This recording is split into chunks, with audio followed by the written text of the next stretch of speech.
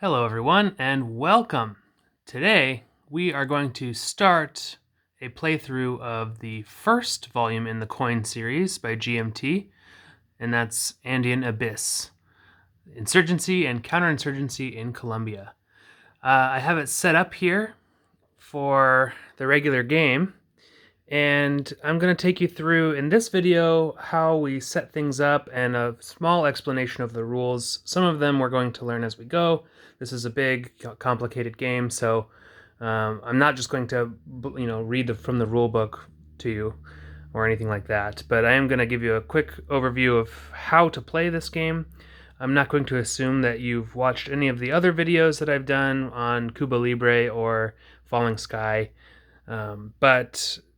so you don't have to watch those to get a good idea. But if you are familiar with those, this is going to play quite similarly, I think, to Cuba Libre. It's just a lot bigger. Rather than having this tiny map of Cuba, then we have this huge map that we're dealing with here. And the factions are going to play a little bit differently, but the rules-wise, it's largely the same. And hopefully the flowcharts for this game are a little more intuitive than they were for Falling Sky. For me, it took me quite a number of videos to actually get acclimated and familiar. But without further ado, let's dive right in, and I'm going to teach you how to play Andean Abyss.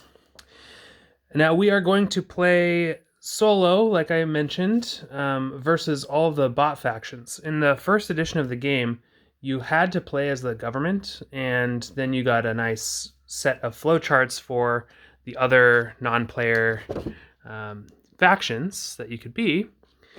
And then the second edition came out, and I think in C3I magazine they actually came out with an updated version of the bots, and they did eventually come out with the second edition has a non-player government bot as well. So if you buy the game in its current state, that's likely the version that you have, and that allows you to play as any faction. The rules still recommend, if you're playing a one-player game versus all of the bots, they recommend being the government or the FARC, the red pieces here. So I'm going to go with the recommendation. I think it would be interesting to be the cartels or to be the AUC. However, yeah, I just want it to be. I think the flowchart for the government player is actually a little bit more involved and complicated than the other ones. So I'm going to be the government player.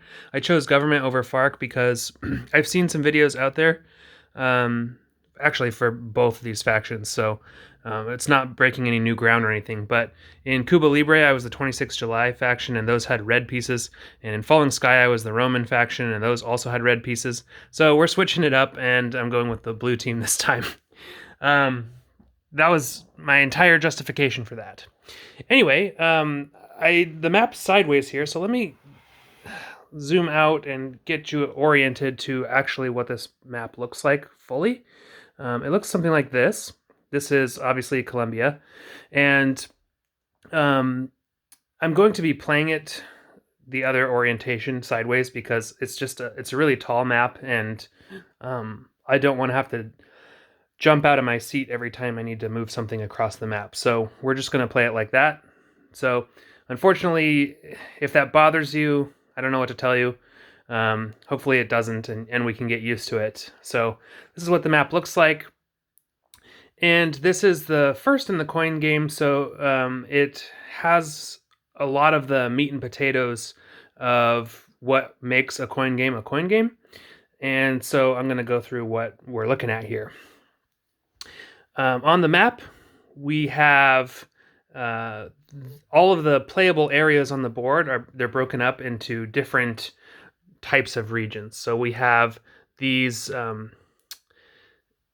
irregular shaped areas of the map, and those are called departments, and I might call them regions, or yeah, there's a couple of other names that in other coin games I might interchangeably use that, but departments are what they're called.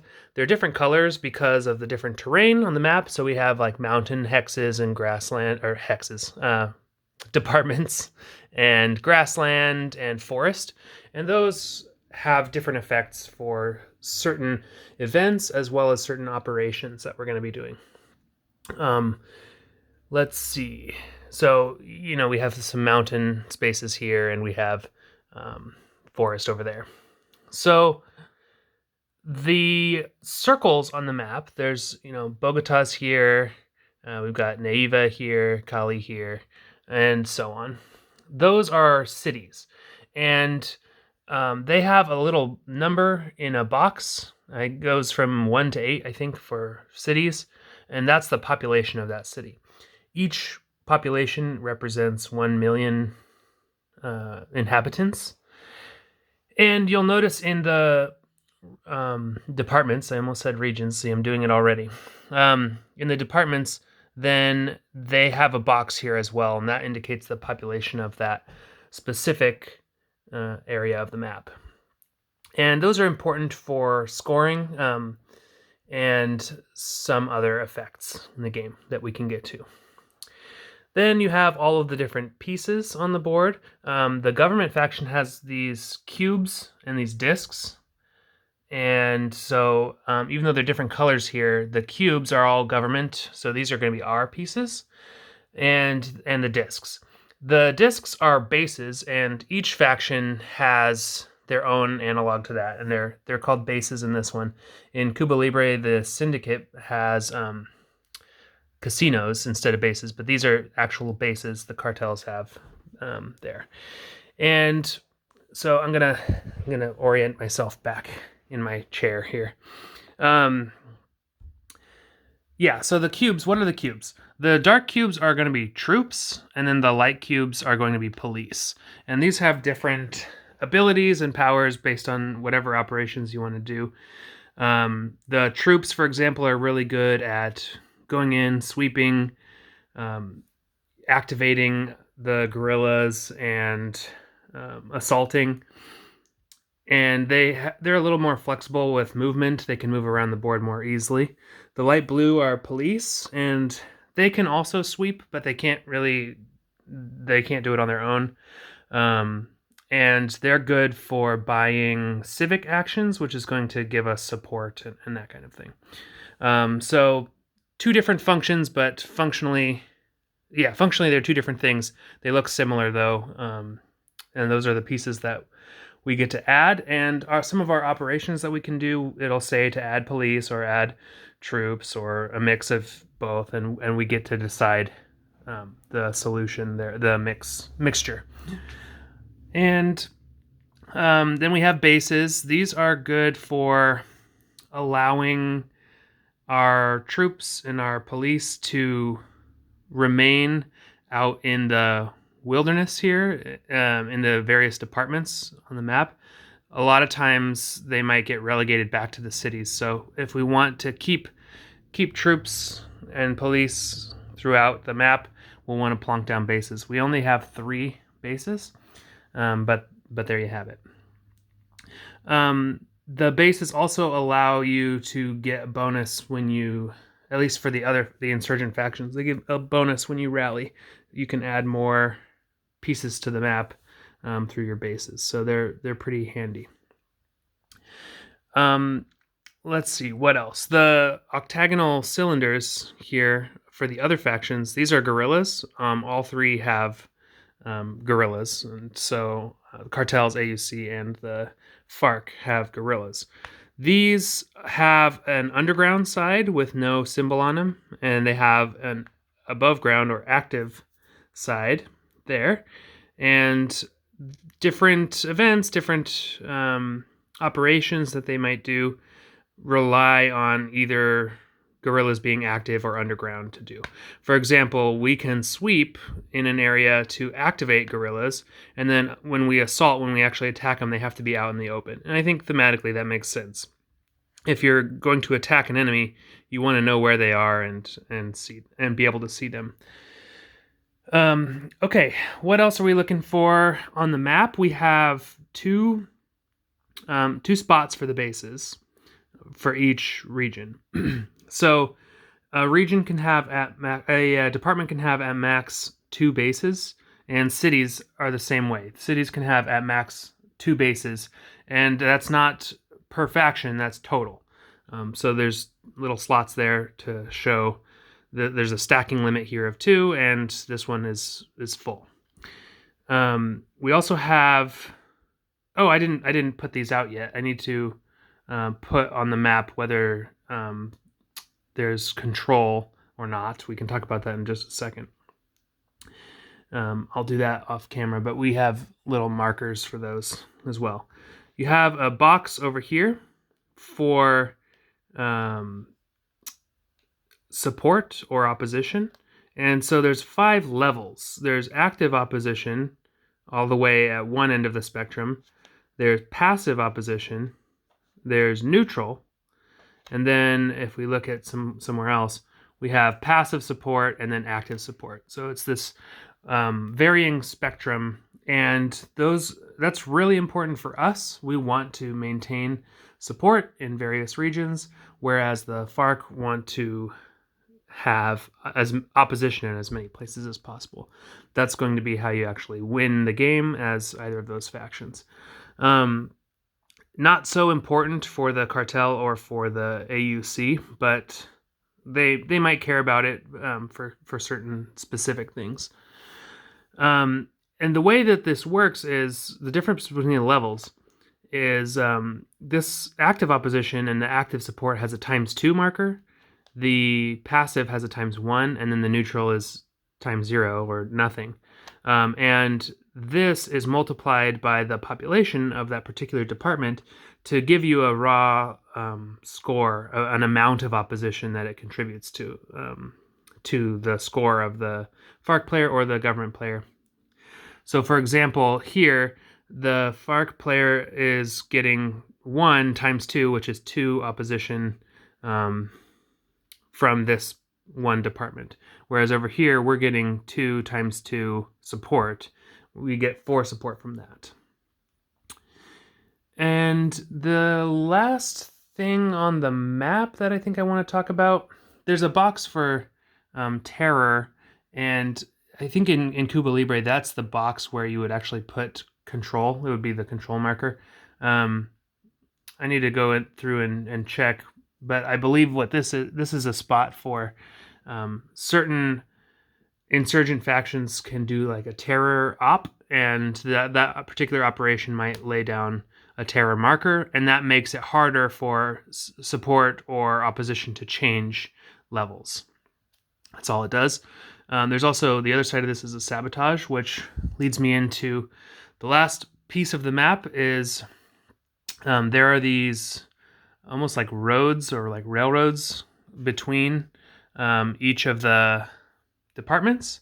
Well, not between some of them. Some of them just have a white line, and that's just like a border of a region. But some of them have this dotted roads line or like this power line or pipeline kind of a thing. These are lines of communication, and those have an economic value on them as well. So the lines of communication can facilitate movement in some cases. So like 2 departments are adjacent if they're on either side of a line of communication, or this is called a town as well. So there's a good example in the rule book. I'm not sure where. Oh, it must be up here. There's a town up here, and it's saying that Antioquia Bolivar is adjacent to Cesar La Guajira because it's on the other side of a town. But you can't place troops or guerrillas or police in towns, but you can place them on these lines of communication. And the lines of communication are going to be really important for the government player to defend, because that's how they're going to get their resources at certain intervals in the game. So as long as these aren't populated by guerrillas that are, commandeering the lines of communication or the locks, then we're going to get that to contribute to our resources so we can do more stuff during the rounds. And I think that will all become clear as we start to play. But the moral of the story is that those are important for us to keep and for us to defend and maintain. As as too are the cities. Since those have such a high population and we care about support, like Bogota right now is giving us 16 support, which is what we want to do to win. So it's really important that we keep that. Yeah, I think that's all I wanted to mention about that. So I was talking about resources and victory conditions and things. So I want to turn your attention to this track. It runs all the way along the outside of the board, and it goes all the way up to 99, which is bonkos to me. I remember in Cuba Libre it goes up to 49. I can't remember what it is in Falling Sky, but I wasn't even approaching the limit. And so we start with these markers on them, and the government one starts at 40. So we have 40 resources to spend, and as we do operations, they will cost resources, and we can spend them, or certain events might give us more resources, so we would increase them that way. And same goes for the other three. I stacked them up, but they start at 10. There's an aid marker here, and during the propaganda rounds, so there's certain intervals in the game where we press pause on doing all the operations and we go through this whole other process. And the aid value is going to contribute to getting us more resources as well. And that can move up and down through events and so on. There's a president. Currently, it's Presidente Samper, and this has an effect on the game. So resources, no aid. So aid does not contribute to getting our resources currently. If this president were to move, then suddenly it would. So this happens during the propaganda rounds as well, and maybe through some events, I'm not sure. It can slide along and get to different presidents, which gives you different effects on the game. So currently, this aid marker doesn't really matter for us, but that is possible to change. So then there's a couple other markers on the map here. There's this oppose plus bases, and that's how the FARC are actually going to win the game. They're hoping for opposition, like I said before, and bases on the map. And the sum of those two things currently equals 20. So if we were to count up all the bases that they have, and they have 6 on the map right now, and then we were to add, 2 times 1 is 2, plus 2 times 1 is 2, so that's 4, and so on. We add up all the opposition, it should equal 20. And then up here, we have total support, and this is for our win condition. So we want support on the map. If we add up all the support markers and multiply them by the population, it should total 50 at the start. And I'll talk a little bit more about this, but there are these nice little color-coded spots on the map where if the total support's greater than 60, then the government has a potential of winning on the next propaganda card. And so we can see that's here as well. FARC bases plus opposition is greater than 25, then they would win. So they only have 6 more to go. And the cartels, they need more than 40 resources. They also need a bunch of bases, but that's not on this track. Okay, so yeah, let's talk about those victory conditions really quick. And so they're down here, they're summarized on this flowchart, or not flowchart, this is our menu, I guess, of different actions that we can do on our turn. And we want the total support to exceed 60. If it does, that means we have the potential to win the game. We don't outright win immediately, but if we hit a propaganda card while we're above this threshold, then we would win. In a 4-player game. In a 1-player game, it's slightly different, and I'll get to that in a sec. The FARC just needs opposition plus bases to exceed 25. That's that track on the map that I showed you. The AUC needs to have more bases than the FARC, so their tracks are down here together. Currently, the AUC has 1 base, and the FARC has 6, so they still need to get a bunch more bases and eliminate maybe some FARC bases to get that disparity to be closer for them to win. So AUC just cares about bases.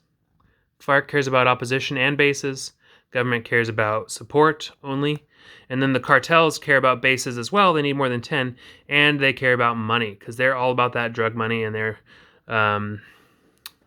that's like the economy of the region is drugs, and they're selling them to get resources, so they just care about being rich and having bases. Okay, that's the basics for victory condition, and we will talk about those as we play, and as one faction gets close, then I might make a note of it. But these are tracked in real time, so as we're flipping stuff on the map, then I'll want to make sure to keep track of this on the track so that we don't get lost. Okay, so how do you actually play this thing? We see the map, we know what the pieces are and how that works, but how does a game of this actually go? The entire gameplay is facilitated through these cards, this deck of cards, and there are two types of cards. There's like event cards, and then there are propaganda cards.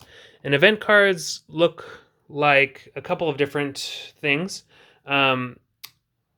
At the beginning of the game, during setup, I pulled out some of them because of the setup rules, so we can look. We're not using these. Technically, we're not supposed to look at these because it'll give you information about what's not in the deck.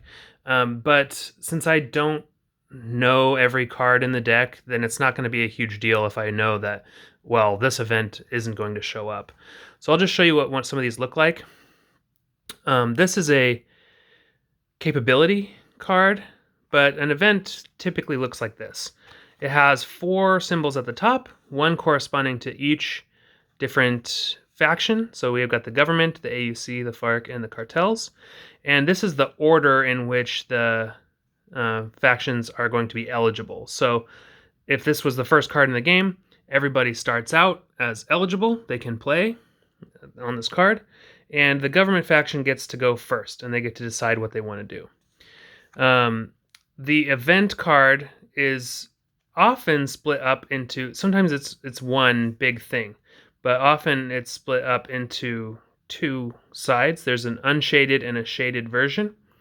The unshaded version, I believe, is more beneficial to the government, and the shaded version is typically more beneficial to the insurgents. It's anti-government. So if we were to use this for the event, we would get to pick one of these 2 things and execute it normally. This is a special kind of event, though, because it's a capability. And this is something where there's a marker in the chits over there that I would dig out that says 7 special forces on it. I would keep this card around, and this effect would be permanent for the rest of the game. So each sabotage phase, government may remove 1 to 3 terror or sabotage. That's permanent, so every time a sabotage phase comes up, which happens during the propaganda rounds, then we would get to do this extra thing. So we can do the event, and then the next eligible faction would be the AUC. But let's take a look, because suppose we didn't want to do the event. We thought, this is garbage, I don't want to do that. We have the option... here's our marker. We can do the event down here. We get a choice of 4 different things on our turn. We can play the event for the event. We can play an operation only without a special activity. We can play an operation with a special activity, and I can show you what those are. Or we can pass. And then if we pass, we actually remain eligible for the next card. But if we did anything else other than pass, so if we played the event or whatever, then our marker would go over here to ineligible, and for the next card we wouldn't be able to play at all. So actually, suppose that it was like this. We had just played an event or something, and then so too did the FARC, and these were the only factions eligible. And then this card came up. Well, the government's first, but we're ineligible, so it goes to the AUC. They are eligible to play, so they would get the choice of doing one of these 4 things. So suppose they did the operation plus special activity. Now the FARC would get to go, but they're ineligible. So lastly, the cartel would get to go. Now their choices are more limited. Because the AUC has gone here, they're locked in on this row, and the cartel has to either pass or do this box here, which is limited operation or the event. So they can still play the event, or they can do a limited operation. A limited operation is the same as an operation, but no special activity. The only restriction is limited operations can only happen in one location, whereas full operations can happen in multiple on the map. So if you did an operation, you could do it, here, here, here, and here. And it would cost you more resources that way, but that's how it goes. So suppose they did the event, then these would shift to eligible again. These would shift to ineligible. We would draw another card and we would play it. So as a corollary to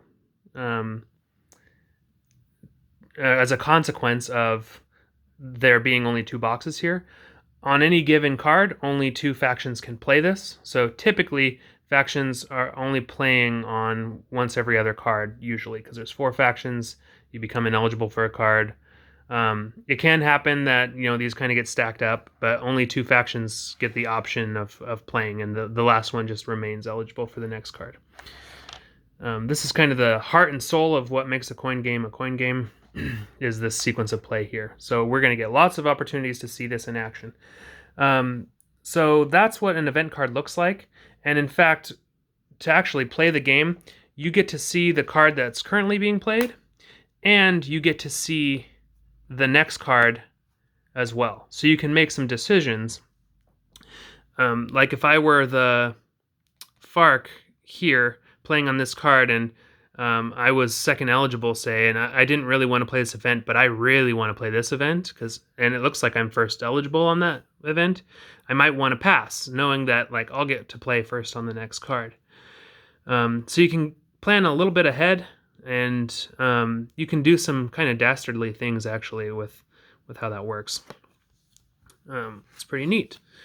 So, and this is an event that doesn't have a shaded or unshaded version. This just has it's just a single-use, single type of event. Again, these aren't going to be played, but that's how you do it. We've also got these pawns, and these are going to be used to mark where on the board so we don't lose track. I hopefully am going to use them because this is a big map and I might lose track of what I want to do. But there you have it. So, suppose we did want to do one of these operations or a special activity. We have a menu here of all the different operations and special activities. The operations here are on the left. Special activities are a darker text on the right, or a darker shaded box. So you do an operation from this chart. Each faction has 4. We can train, patrol, sweep, or assault, and they have a certain purpose where you're eligible to do these. So any cities or departments, for example, on sweep, that means you can't do them on lines of communication, but patrol you can do on any lines of communication or in any cities. It has a cost. This is 3 resources total, as opposed to 3 resources per space selected. We have so many more resources, but everything costs us more as well. We don't have as much of that drug money coming in. And then there's a procedure, and it tells you exactly what to do in order to do the thing. So to train, it would say, at each selected city or government department, place up to 6 cubes, blah, blah, blah. Then you get a choice if you get to do a special activity. So not in these other areas. If you get to do a special activity, you get to select from one of these. But there's a catch. If you do a train action, you can only do, it says plus airlift or eradicate in the top part there. That means we only get to do airlift or eradicate. We do not get the choice to do an airstrike. The other ones say any. So we do get a choice, but for train, it's a little more limited. Then the insurgent factions, they have similarly named operations, but they might behave slightly differently based on the faction. So I'm not going to go into these with detail, but you get a rally, and that's placing guerrillas on the board. March is moving guerrillas around. attacking is eliminating enemy forces, and then terror op is putting down those terror markers to make it harder for support or opposition to change hands. You can also sabotage on lines of communication so that the government doesn't get the benefit from that. There's also extort, ambush, or assassinate for their special activities, and you can see that they're limited. They can only extort, or they can extort and ambush, or they can extort and assassinate, depending on what they end up doing. Similarly, for the cartel, we've got rally, march, attack, and terror, and they have cultivate, process, and bribe.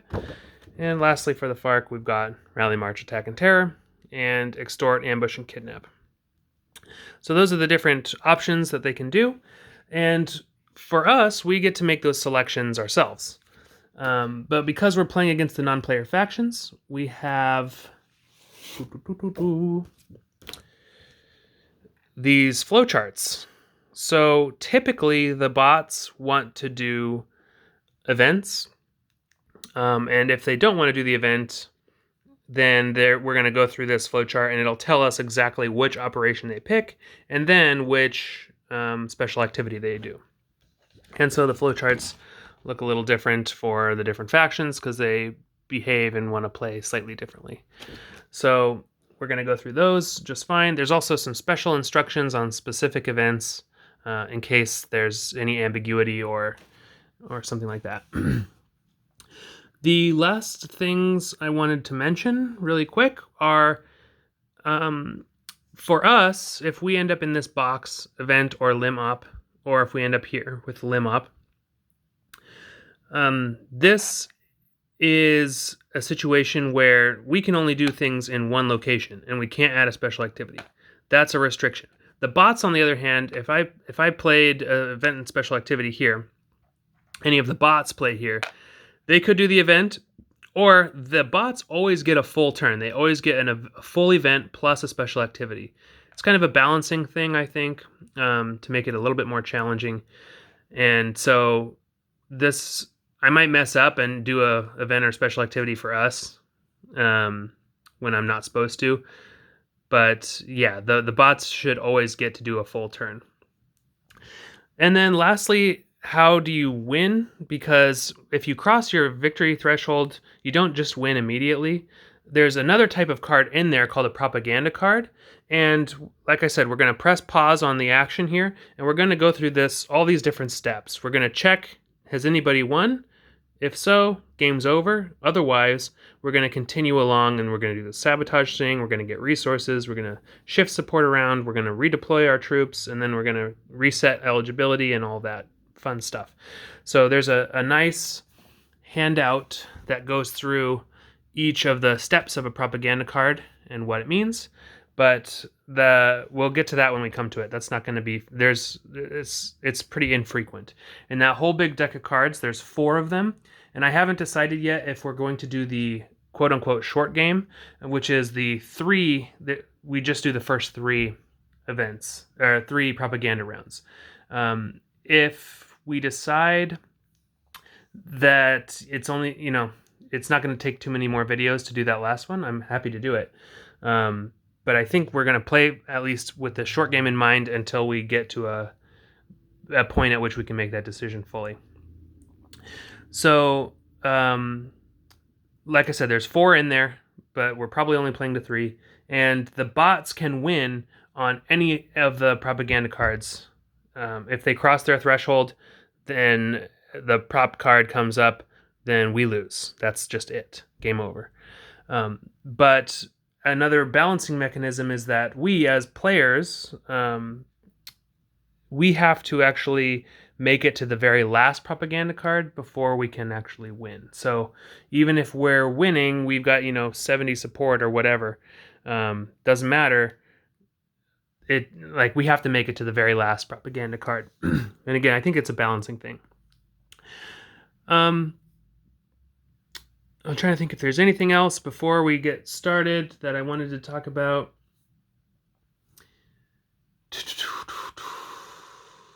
Nope. I mean, nothing's coming to mind. I'm sure there's going to be more stuff as we get going.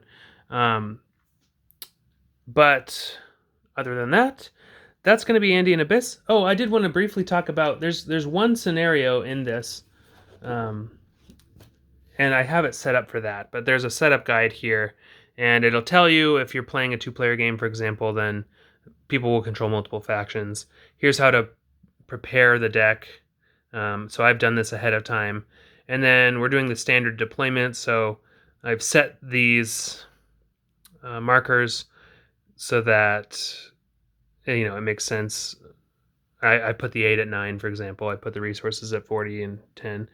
And then it tells you where to place all the troops. We're not doing the open deployment thing. And there's a quick scenario. We're not doing that either. But we are doing the full thing. But there's a, what is it called?